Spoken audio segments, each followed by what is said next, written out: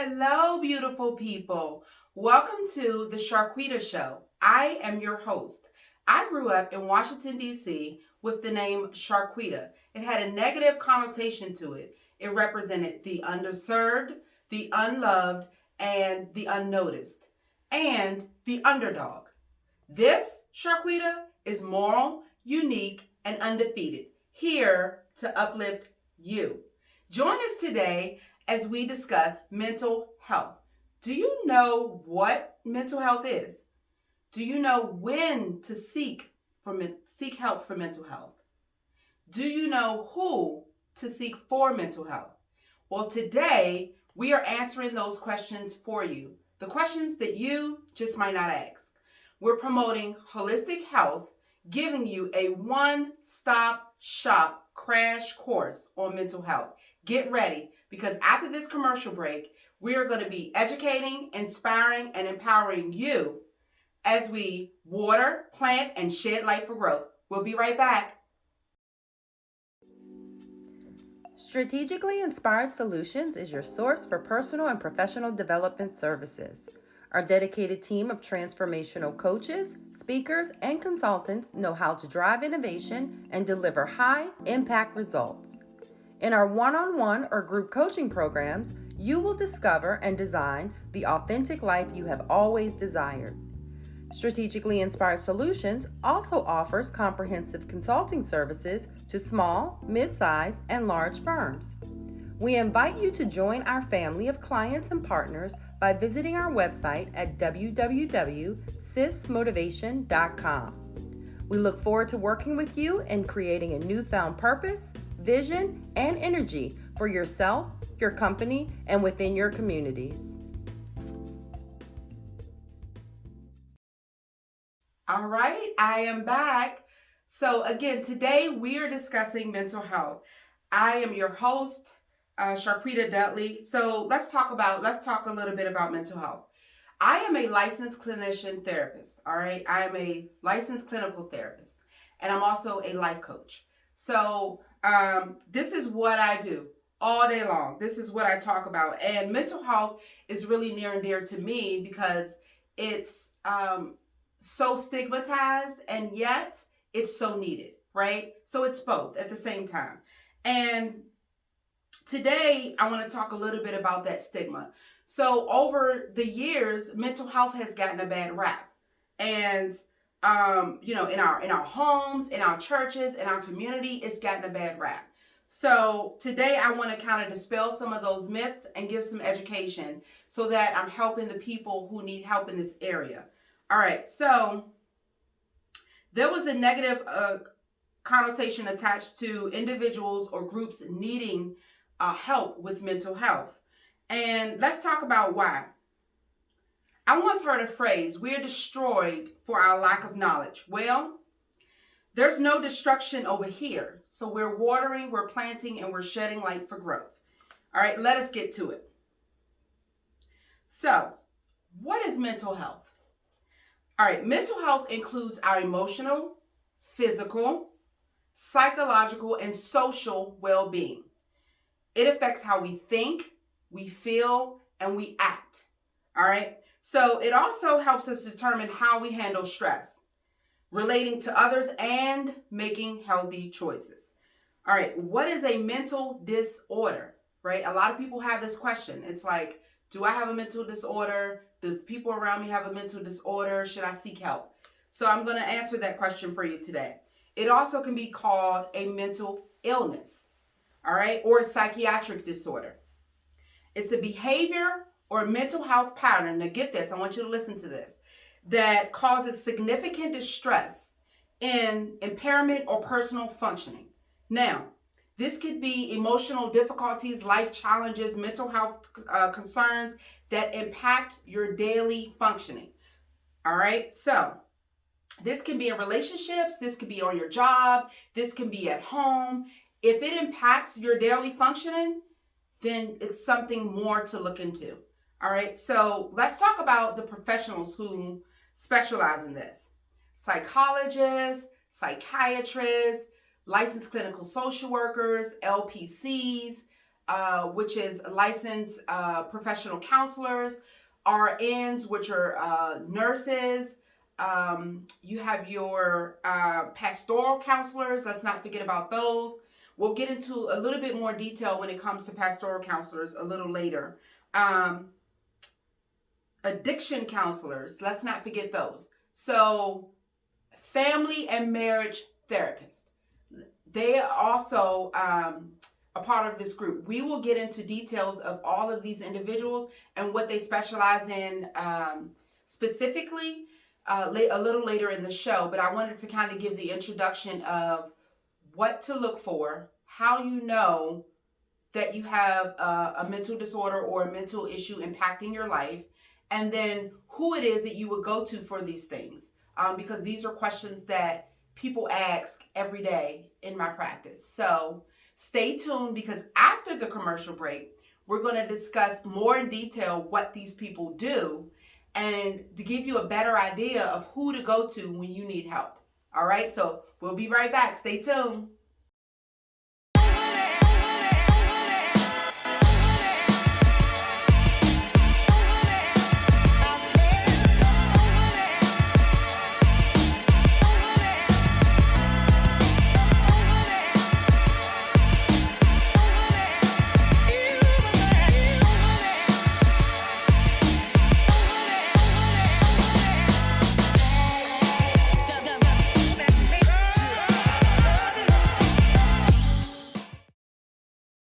All right, welcome back, you all. So before the break, we discussed what mental health is, the history and stigma to mental health, and what professionals are included in mental health.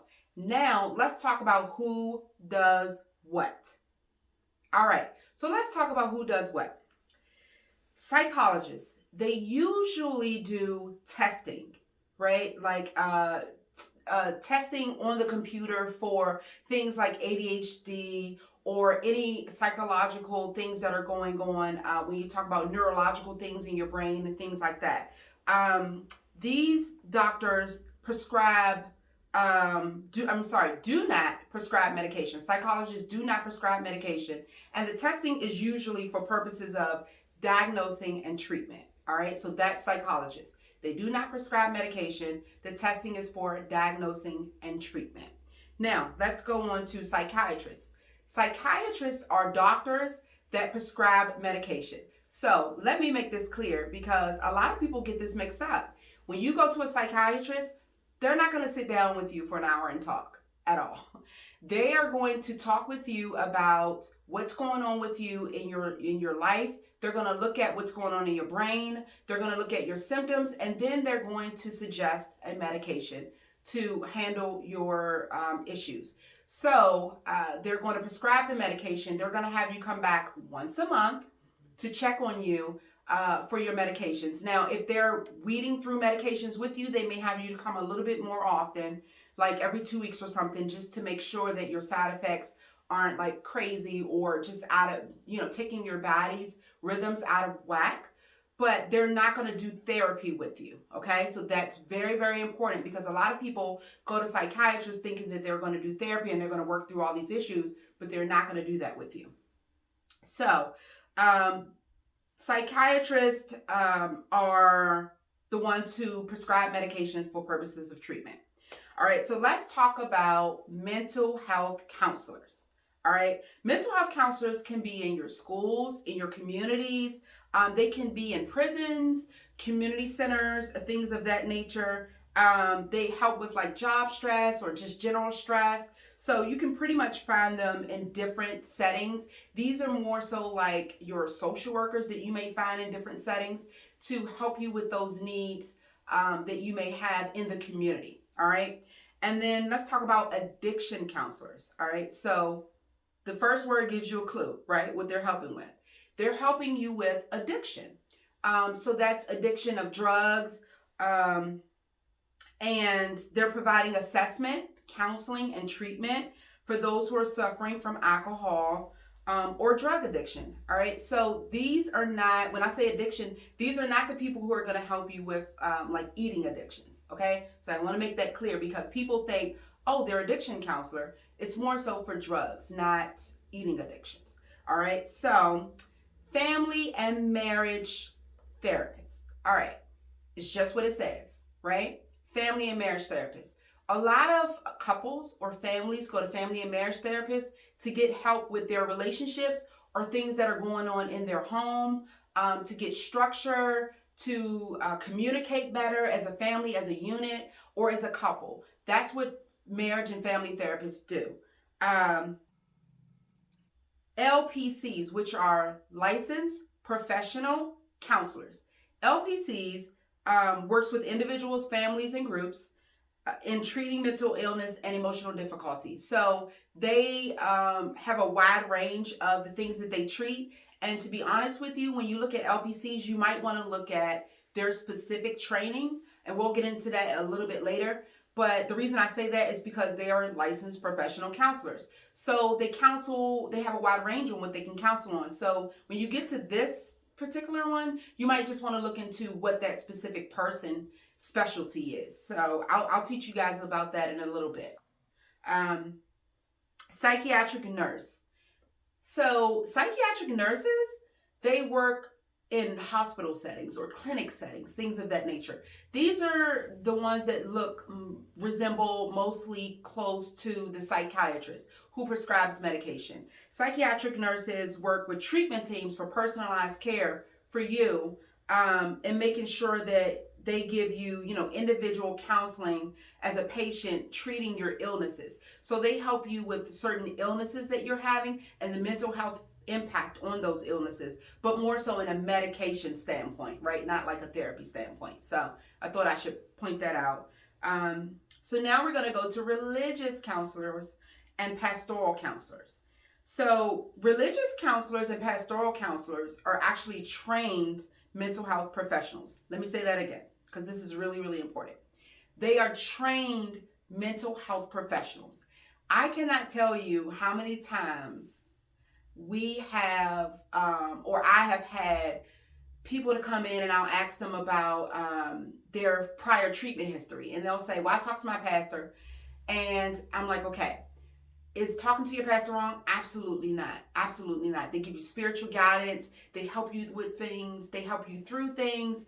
However, I want you to recognize that it is different going to your pastor than going to a trained mental health professional. Now, let me say this as a disclaimer. Some pastors have certifications and training to be a mental health professional. If you don't know if your pastor has it or not, just ask them. They'll let you know. But if you feel like your issues are more so in the realm of mental health and things in that nature, you might want to see a mental health professional if your pastor doesn't have that certification. So I use analogies a lot. So let me explain it to you this way. I am a life coach, but I'm also a therapist, right? But those two things are very distinct. They're very different. If someone comes to me as a client as for a life coaching session, I'm not going to be going through diagnostics. I'm not going to be going through assessment tools. I'm not going to be going through those things that would be needed for a mental health concern. I'm going to be going through, well, let's work on the behavior. It's kind of like your wound is already healed, and we're putting a Band-Aid on it at this point. We're putting ointment on it. We're moving on, right? Versus if you have an open wound, that's therapy, right? That would be mental health. So pastors a lot of the times can help you in that life coaching stage, right? Of like, all right, let's move on with your relationships. Let's see what the Bible says about this. But a lot of the times what happens is that wound is still open. And if that wound is open and you're taking these concepts for life coaching, then we need to focus on healing first, right? We don't need to put this Band-Aid on an open wound. We need to put the ointment on it. We need to care for it. We need to make sure that it's healed first. So I hope that analogy resonates with you. I hope you understand what I mean, the difference between the regular pastoral care and clinical care. Two different things. All right. So with that said, the trained mental health professionals for pastoral provide psychological therapy. That's the difference, okay? They're providing psychological therapy. And then they're giving you that component of spiritual guidance with it to individuals, groups, families, whatever have you. So those are all the people that are in the mental health field, and that's what they do. That's who you go to in your respective situation. So, take this video, jot down notes, go back and look at it, and really think about what you're going through in your current situation and which one of these people fit the bill for what you need. So in terms of who to choose, you're going to look at what they specialize in, all right, and what you need. So it's like physical health, right? You would not go to a podiatrist if you had gastrointestinal issues. So it just depends on what you need and what's tailored to you. So after the commercial break, we're going to discuss the training for each of these people so that you have a better idea of who you need to go to. And so in terms of choosing someone, you want to look at their specific training. So that's where it gets kind of tricky for people, or people don't really understand, like, who do I go to for this? Like, what do these acronym means? Like, what is LPC? What is LCSW? It's just, and it can be overwhelming. It can be. And so just like in the medical field, you want to look at a specific doctor and what that specific specialist does. So right after the commercial break, we are going to discuss training, and hopefully that'll give you a better idea of how you can look for who you need. So stay tuned.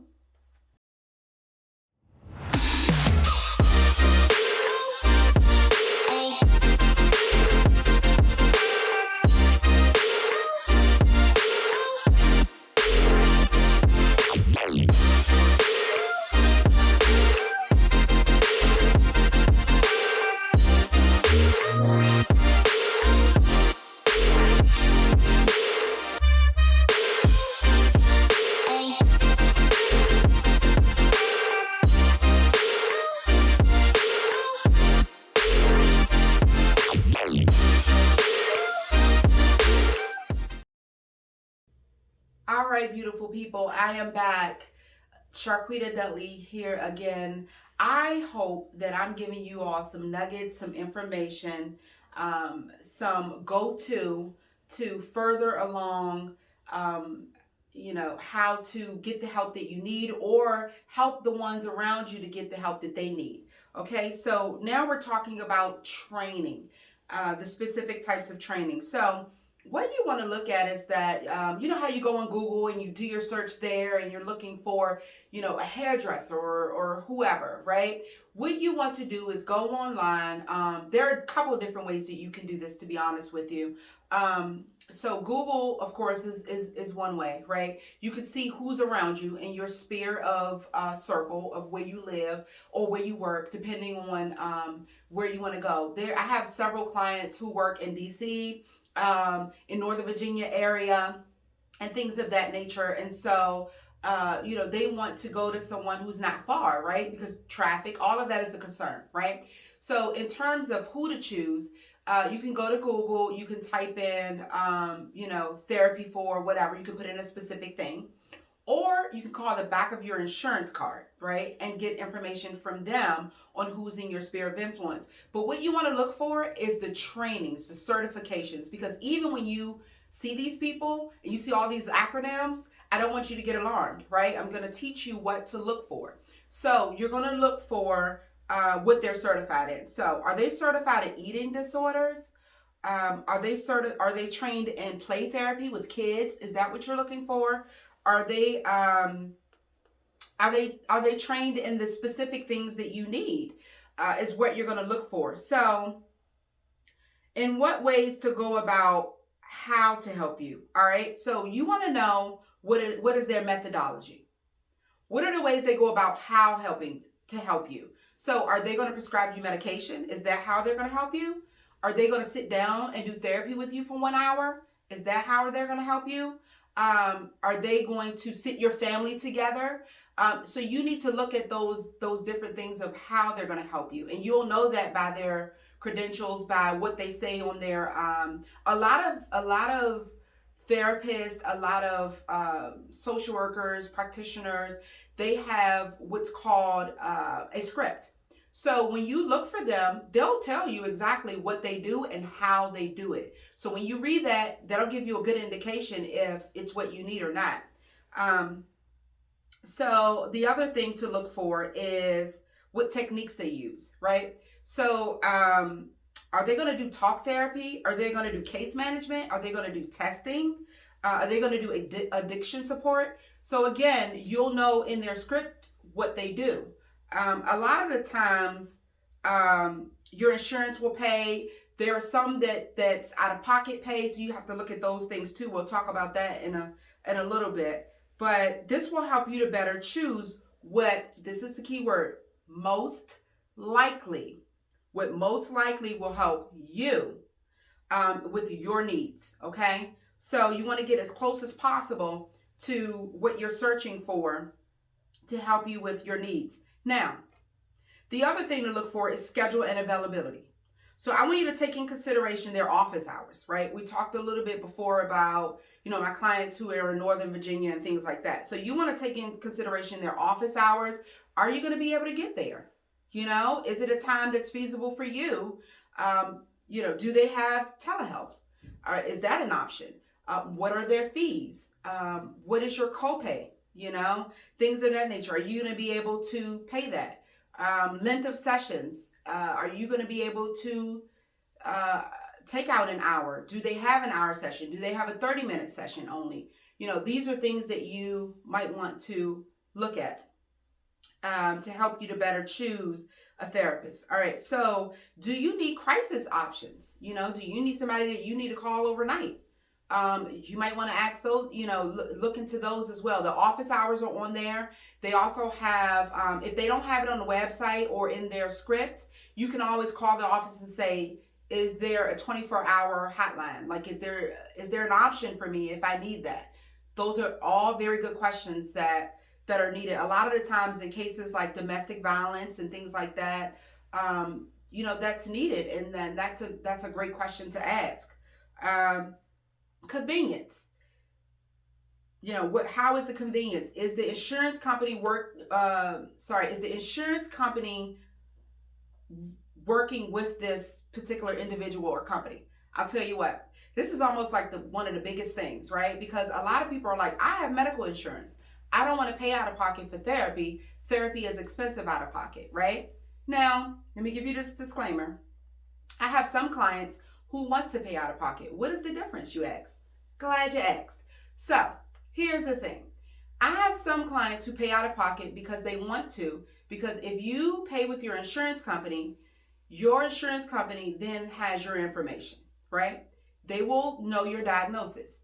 And yes, if you decide to go with your insurance, you will have a diagnosis. I'm just being honest. I'm a Christian therapist. And a lot of times I like to tell my clients up front, if you decide to use your insurance, you will have a diagnosis. And I am obligated to give them, based on the information you give me, a diagnosis, a clinical diagnosis. So with that said, some people pay out of pocket. They're in the military, they have high paying jobs in the government, things like that. And they don't want their insurance to be all up in their business. Listen, I'm here to give you all the facts. You take with them what you want to do with them. But I'm just letting you know, if you do your insurance, you will have a diagnosis.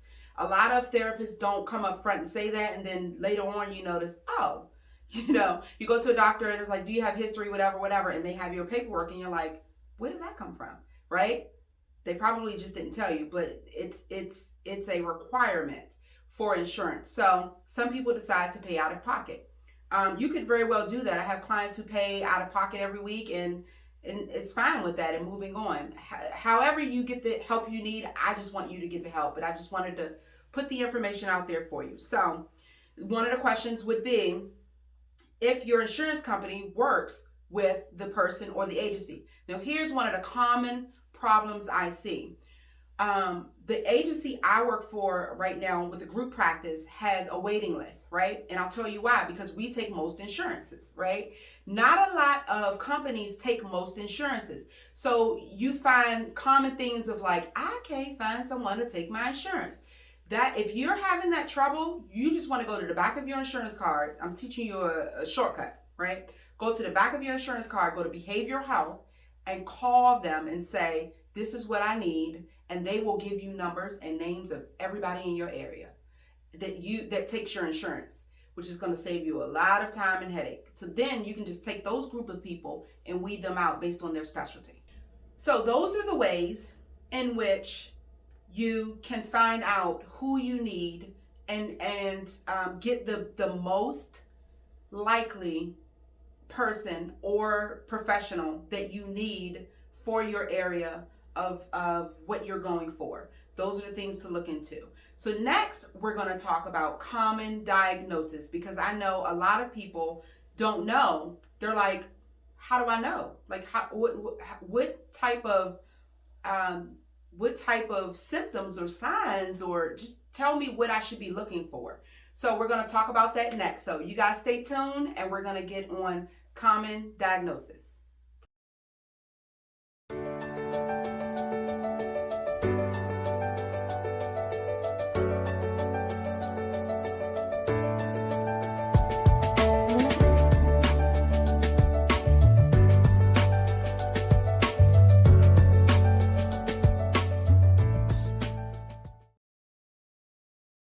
All right, you all. So let's talk about common diagnosis. All right. So some of the common diagnoses are adjustment disorders.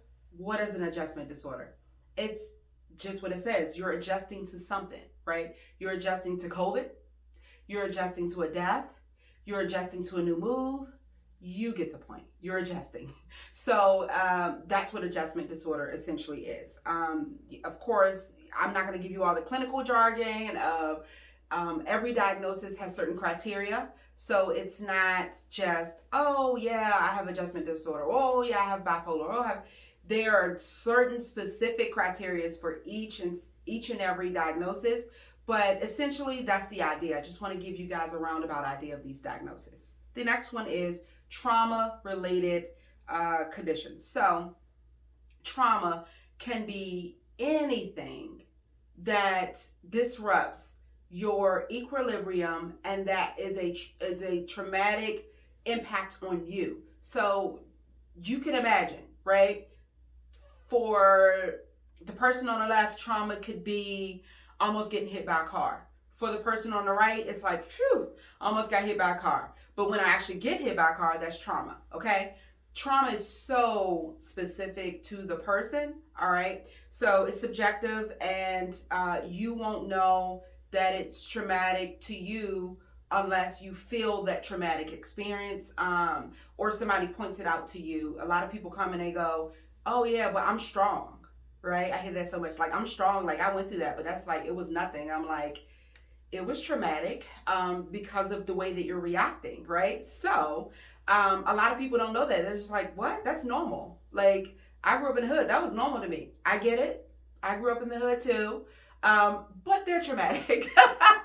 So I just want to be honest with you guys. All right, major depression conditions. So, you know, we all know what depression looks like. It looks differently for everybody though, right? For one person, it would be, you know, totally isolating. But for another one, it would be, I'm going to work every day, I'm just smiling, and you don't know that I'm feeling sad, right? So it varies. And then anxiety. All right. So this is from anywhere from you having an actual attack to you just feeling something in your body all the time where you're like, oh my gosh, like, what is this? Like, I feel tense. I feel stressed. I feel overwhelmed. I feel anxious. It just depends. It's so tailor specific to the person. And then ODD or conduct. So ODD is oppositional defiant disorder. You usually see it in, you know, adolescents, younger children, and it's just what it says. They're being oppositional and they're being defiant. Now, I know some parents are like, my child got ODD, right? Like, but it is a specific criteria that goes with that, right? Like, every kid is oppositional at some point, right? I have 4, believe me, I get it. But there's a specific criteria that goes along with that. Okay. So conduct disorder resembles ODD. The differences between the two is that conduct disorder means that they have some type of trouble with the law. Okay. So that's where it gets, those are the two separate. All right. And then ADHD, it's attention deficit hyperactivity disorder. That is when you have problems with attention, focus, forgetfulness, organization, things of that nature. That, remember, let's go back to the definition in the very beginning of mental illness or mental health issues. It is impacting your daily functioning. So all of these, I want you to think as I'm going down, is it impacting my daily functioning, right? So I always like to say it like this. Everybody has something, right? Like everybody has something in which the way that their brain works. And it's fine. It's just we were wired that way. Everybody has something, right? But here's the thing. If it's impacting or hurting your relationships or your daily life, and it's impeding in your daily life, and it's like, oh, I got to get around this thing to go about my life in a more manageable and happy way, then we need to seek help. So this week we talked about what mental health is. We talked about who to seek for mental health and common diagnosis. Next week, we're going to be talking about when to seek mental health. All right, don't miss your opportunity. Don't go over your timeline on this. We need to know when to seek mental health. All right, so I'll see you guys next week.